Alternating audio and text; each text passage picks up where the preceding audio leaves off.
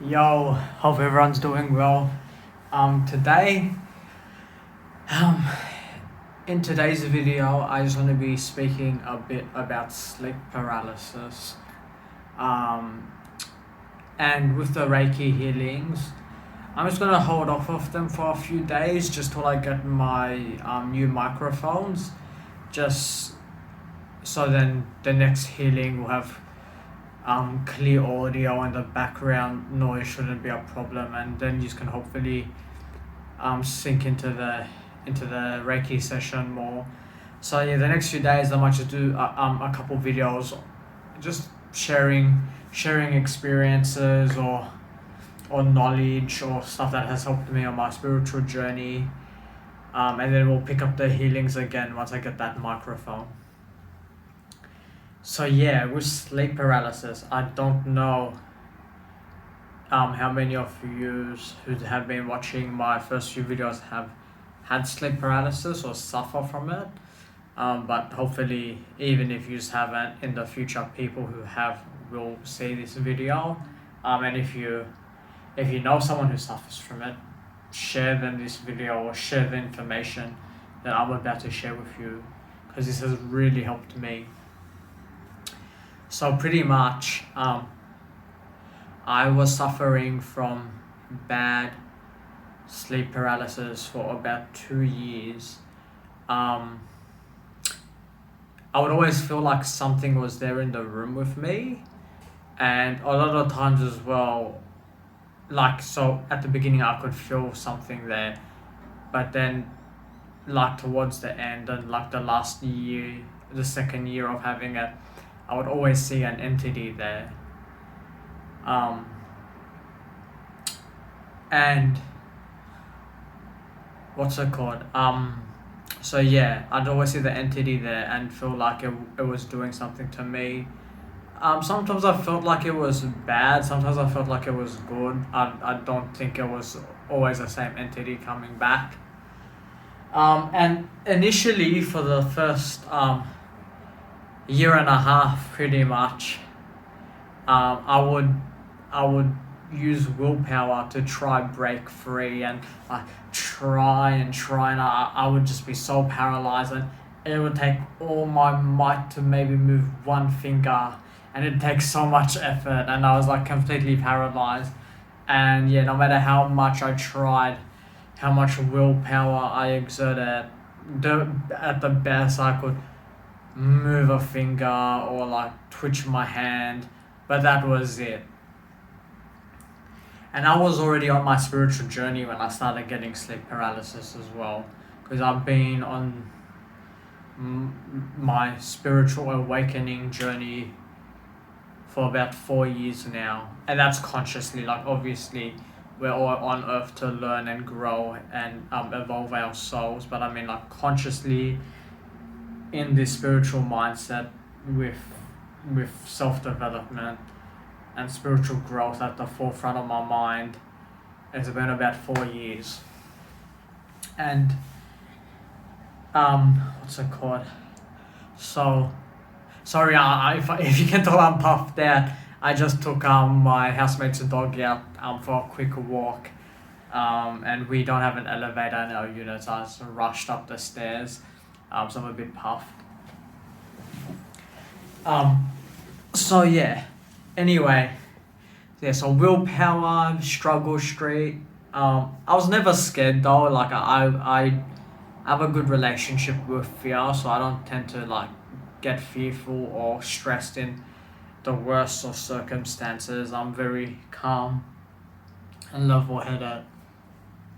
So I was never scared from the sleep paralysis, but I know a lot of people, especially if they see an entity, because I know that's common. They call them paralysis demons. So a lot of people just see the entity there, and even if it's bad or good, most people just take it as a bad thing. So I know it's common that people see these entities when they've got sleep paralysis. And yeah, I was never scared, but heaps of people are scared of it. Now, I want to share my experience because I've not heard this anywhere. Like, ever. Maybe someone's mentioned it before, but I've never heard anyone say it and have that same experience as me. But it was very helpful. So I and I will just quickly explain why I even thought to do this. But I've worked with plant medicines in South America with shamans and stuff 9 times in the past, and I'm sure you know what, when I say plant medicine, I'm sure you know what I'm talking about. And one thing that one of the shamans said to me, and like to the group who was partaking in the ceremony, was when you're going through a hard time during the ceremony and you're purging or you're seeing a vision or something that's not pleasant or whatever, smile and be grateful, because that energy is leaving you. And then I've heard other people say this as well, but when you smile, it sends it tells your body that like everything's alright.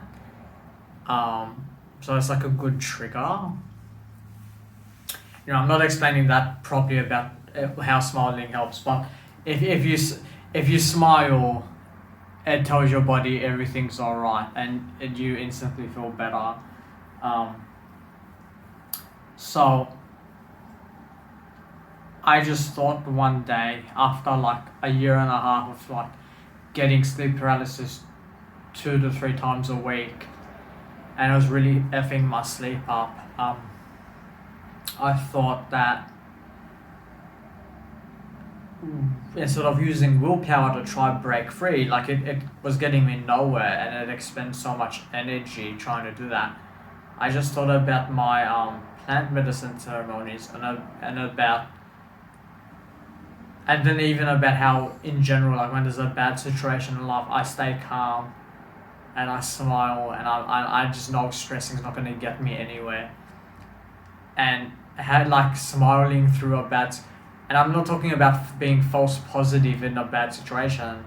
Like I'll feel the negative feeling if a situation's bad, like someone dies or something or whatever, but just a smile and just know it's going to be alright, I think that goes a long way to helping me. But I'm not shying away from feeling the sadness or whatever inside, or like if there's a car accident or something else. It's like any sort of F situation you can think of, I will feel the normal emotions you're meant to feel, but I will smile and try to stay as calm as possible, and it helps me. So I figured, well, with sleep paralysis, instead of like using willpower to try and escape, and obviously I wasn't scared or stressing like most people are when they get it, I was like, well, what if I smile and think of something that makes me happy, or think of something that triggers the emotion of love in me or happiness in me, because I could see the entities there, and I was like, well, if it's a negative entity, I just raise my frequency to love and happiness, and because most people are fearful in that state and they can't escape. And even if it's a positive entity and its frequency is just so high that's why you can't move, like I'm not claiming to know what it is, what sleep paralysis is, what these entities want, but I just thought raising my frequency to love and happiness. You want to come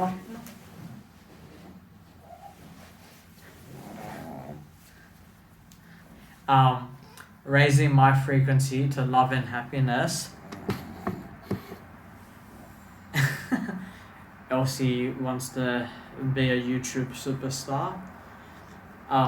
So raising my frequency, then if it's a lower vibrational entity, I will just outmatch it with my frequency, and if it's a positive one, I can meet it closer to its frequency, and then maybe I'd be able to move.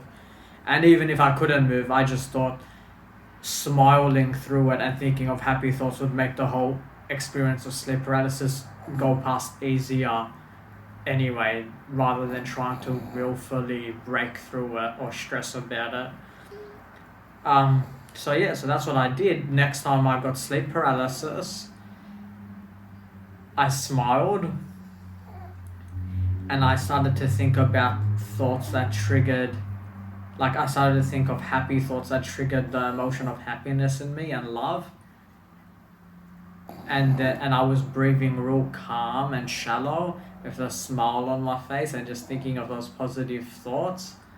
And I was even thinking to the entity, I love you, to the entity, with a big smile on my face.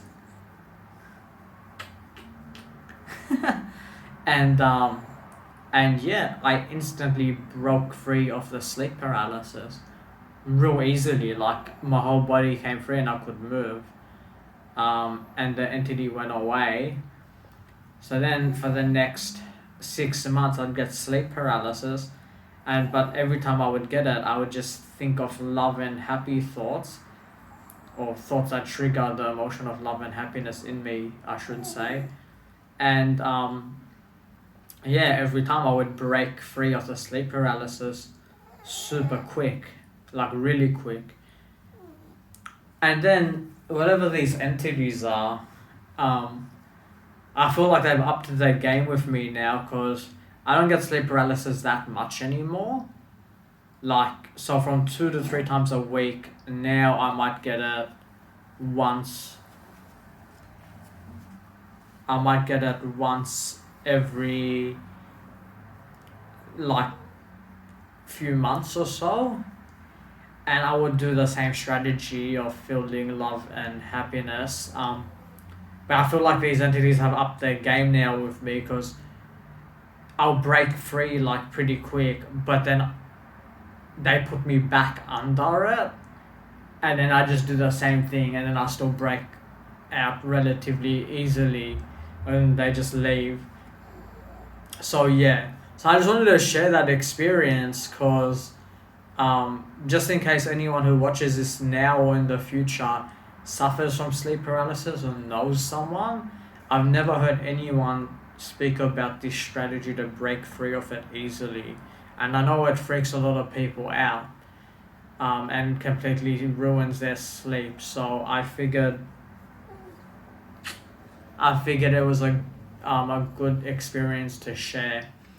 And then a quick side note on that as well, if you're into astral travel, I'm no expert on astral travel by any means, but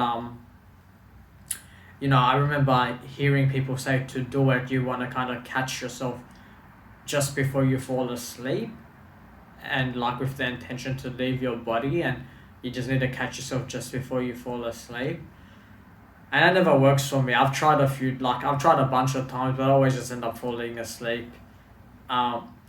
But another time when I had sleep paralysis, I thought to myself, when I was in the state of love and happiness, I thought, well, sleep paralysis, you're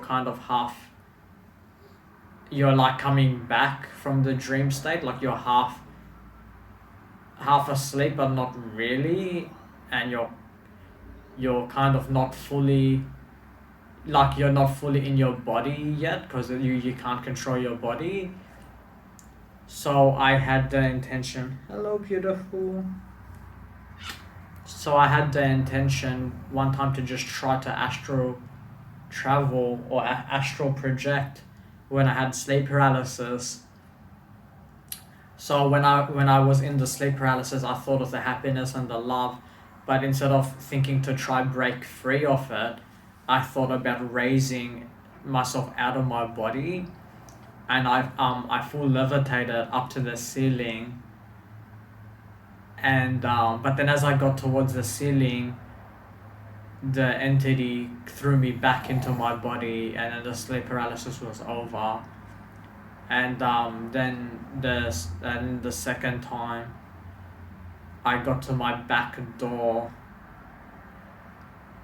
and then I ended up falling. I was definitely out of my body going to the back door, but then it turned into a dream, so I must have fallen asleep. So I've never properly astral traveled or anything, but that was like my 2 attempts, and I tried to do it off the back of sleep paralysis. Um, but then since those 2 attempts, I've not had sleep paralysis again. So, or well, I have once, but the time after that, I didn't think to try.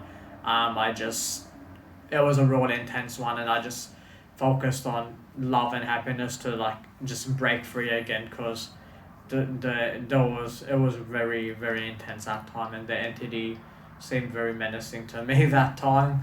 Um, um, and yeah, I don't think it would have let me.